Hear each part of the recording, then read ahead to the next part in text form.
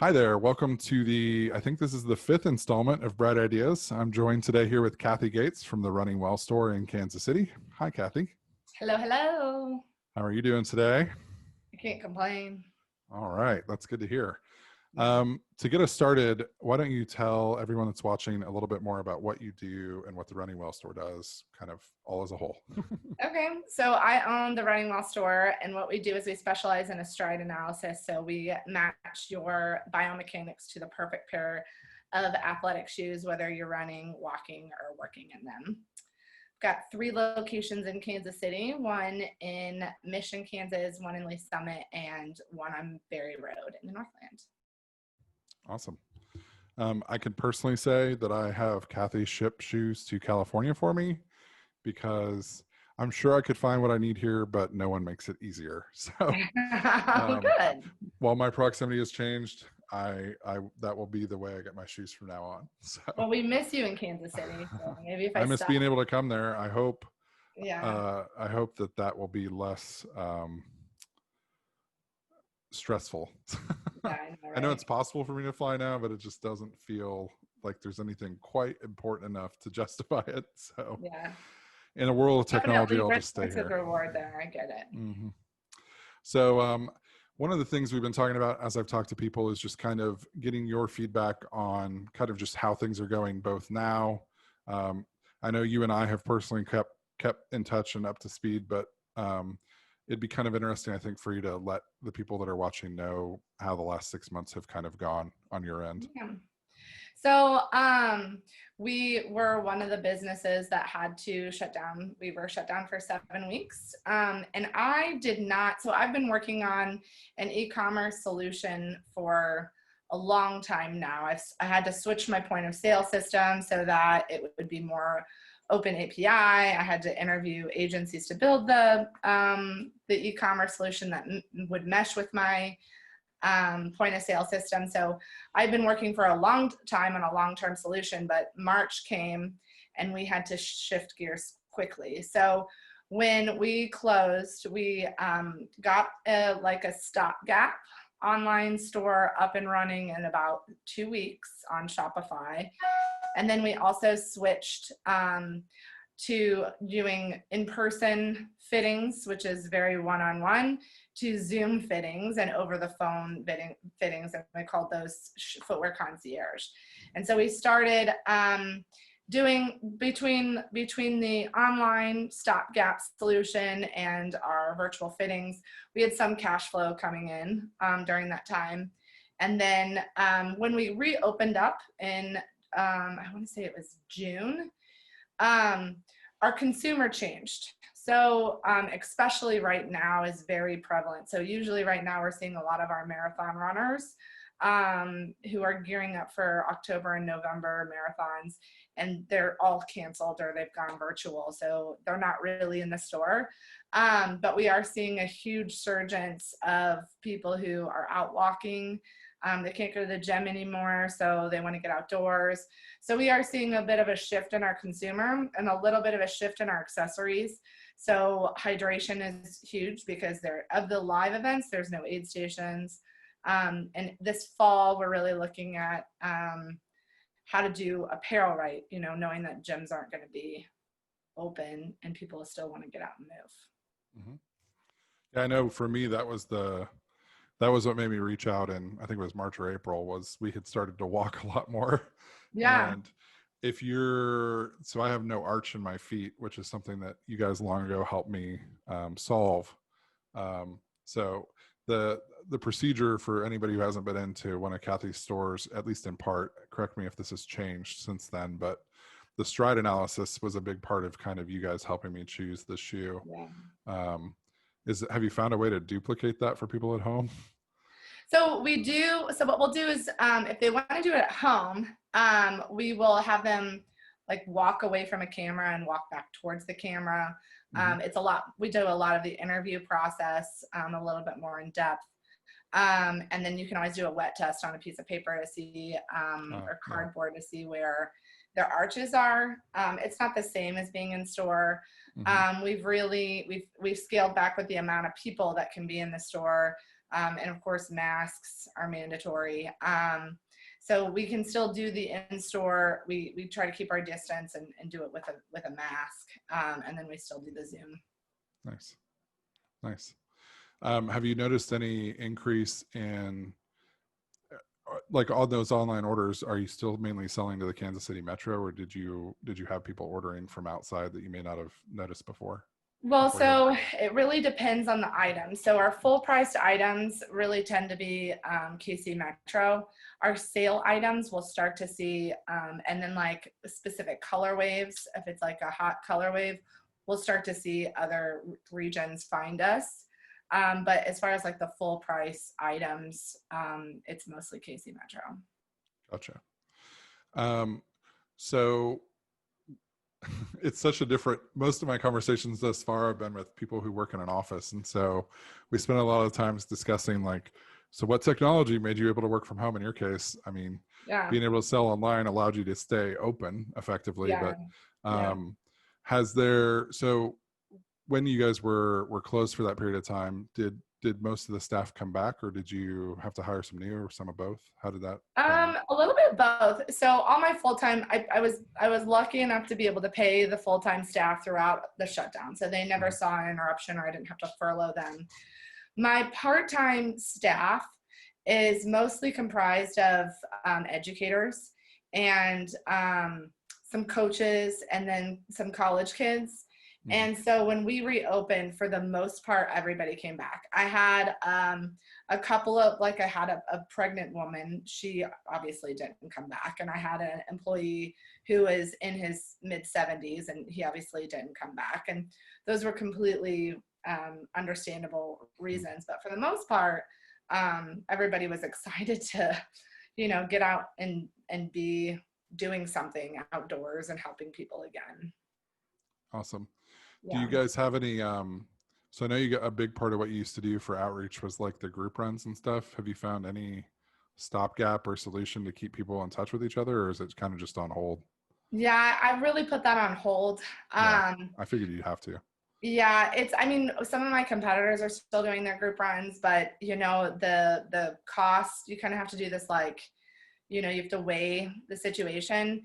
And the fact of the matter is, athletes are probably not going to know that they have symptoms and come and run and be totally fine. But then, what happens if they expose one of my staff members? Right. And, I don't want to have to stare down at closing my doors because we infected people. So for that, I encourage them to go out and run on trails and get out there and share photos. But as far as hosting the group runs at the store is just not something I think is worth the risk to the team. Mm-hmm. Gotcha. I'm gonna cough. I don't have COVID. It's fine. No, that's the funny part, is I'm always like, it's a wet cough, I promise. Yeah, it's like I have something in my throat. Hold on, it's not COVID. No, I never thought I'd have to defend myself when I coughed. Oh, it's such a weird time. So from your guys' perspective, obviously you have the online presence now. If the things new kind website's hopefully going to go live in September. So it's still the stopgap. And I'm really excited for the new website, because you're going to be able to earn rewards online and in store. You'll be able to buy online, return in store. So that'll be fully integrated into the same site then, once that's done? Yeah, so when you shop, we'll hopefully, most of our customers have signed up for, like, we've enrolled in our point of sale system through their phone number.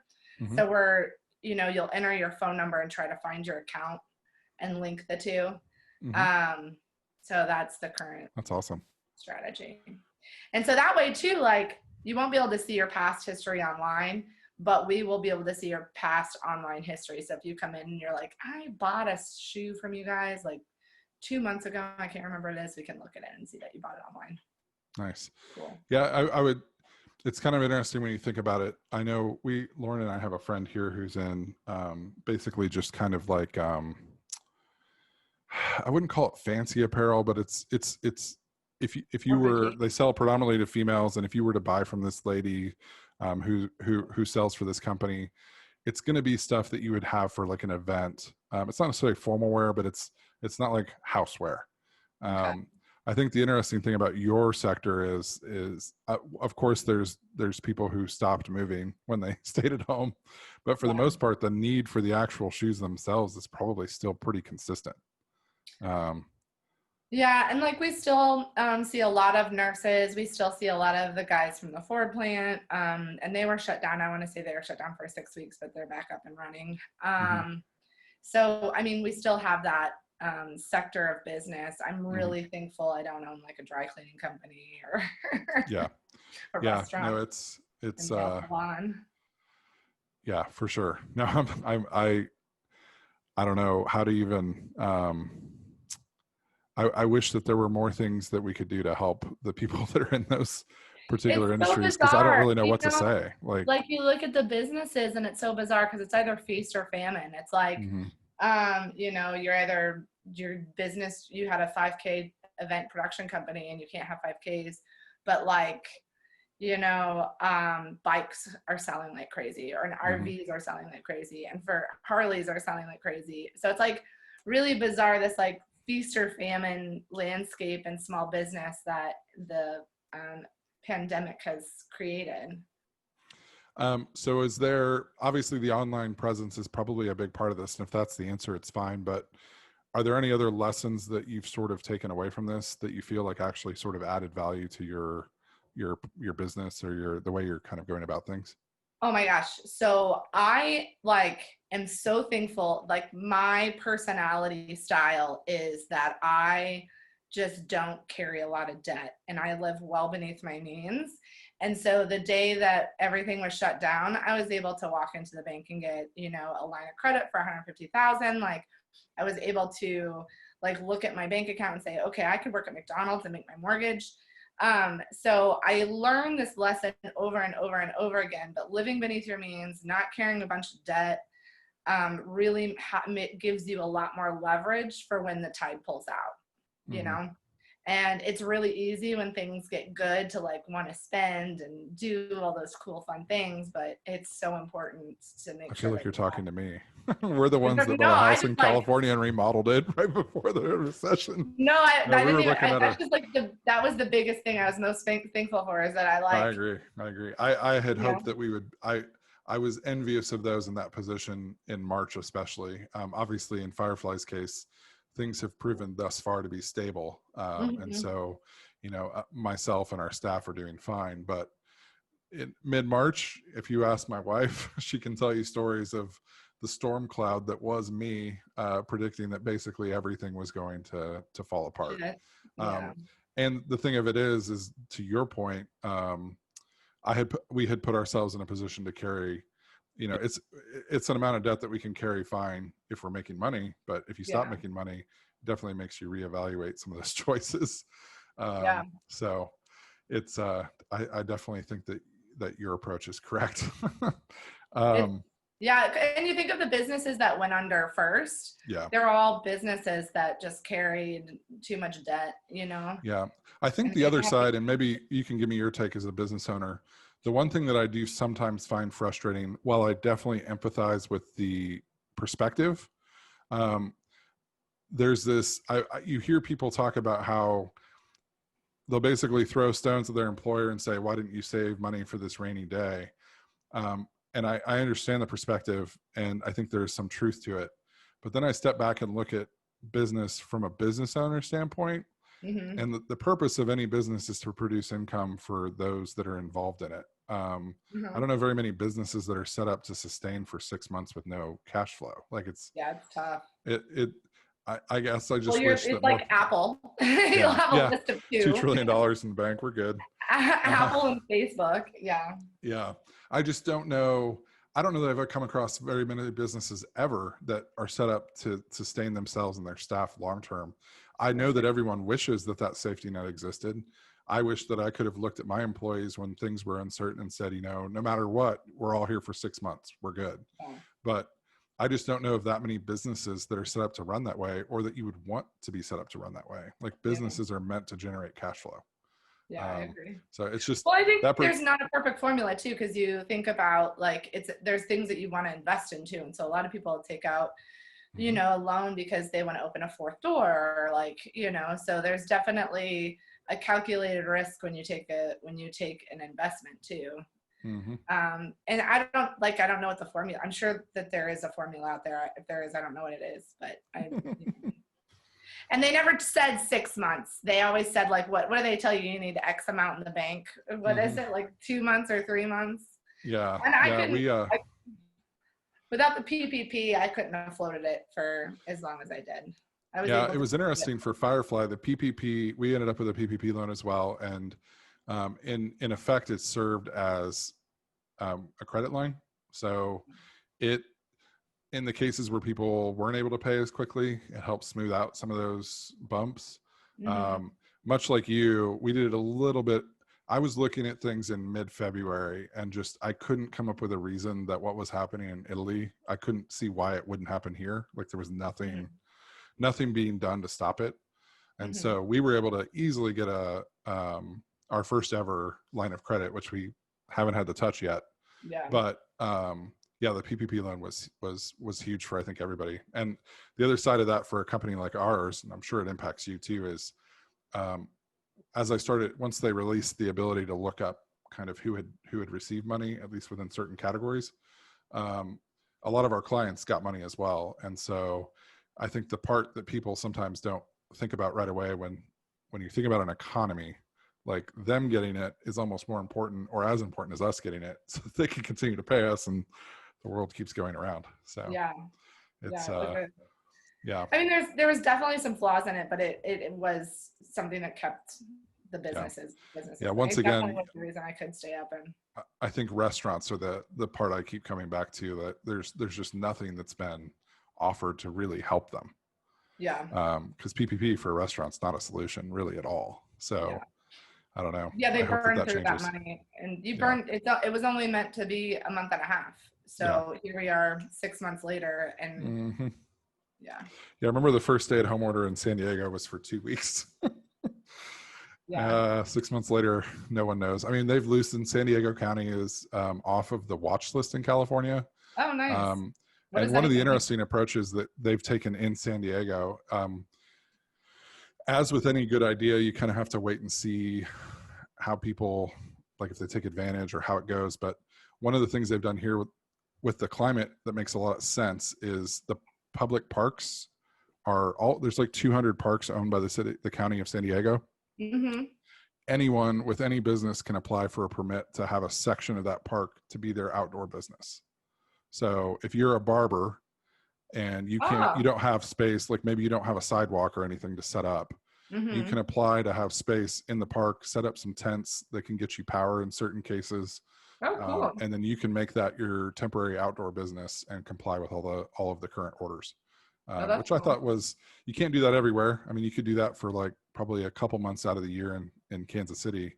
But in a city like San Diego, we could do that indefinitely, especially if they have some like propane heaters when it does get a little bit cooler. So I thought that was interesting.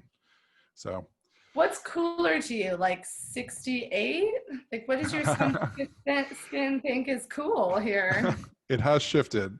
If it's so, we've been in a little bit of a heat wave lately, so it hasn't dropped below 75 at night for the most part. Oh, I'm so sorry. Normally, when it drops into the 60s at night, I'm freezing. Like I have to cover up. And in the winter, if you want to call it that, the lowest temperature I've seen so far since we've been here was 41. Ooh, so it does. I mean, that'd be cool if you didn't have some sort of heat. Did you pull out your winter parka when it got to be 41? No, I was probably still wearing shorts because even before COVID, my commute is about 25 feet. So I talked about how like blue I was about the whole situation, which in hindsight feels selfish and stupid, because if I would have taken the moment, and my wife helped me see this, but the position that myself and Firefly were in, like when you start to look around, I don't know, while there was a ton of uncertainty, I don't know of very many better positions to be in unless you're Facebook or Google or Apple. Yeah. Like it's we have a lot of, our businesses are so different. I know we talk a lot when it comes to just conceptual things, but the way our businesses work are a lot different in that you have thousands of clients, we have hundreds, Yeah. and our clients have more repeat needs than yours do. Yeah. You're not generally selling somebody a pair of shoes every month. So Yeah. we were set up for success both by diversifying our income a lot. Yeah. I hadn't actually set out to do that, but I've come to realize that that was something that we had done.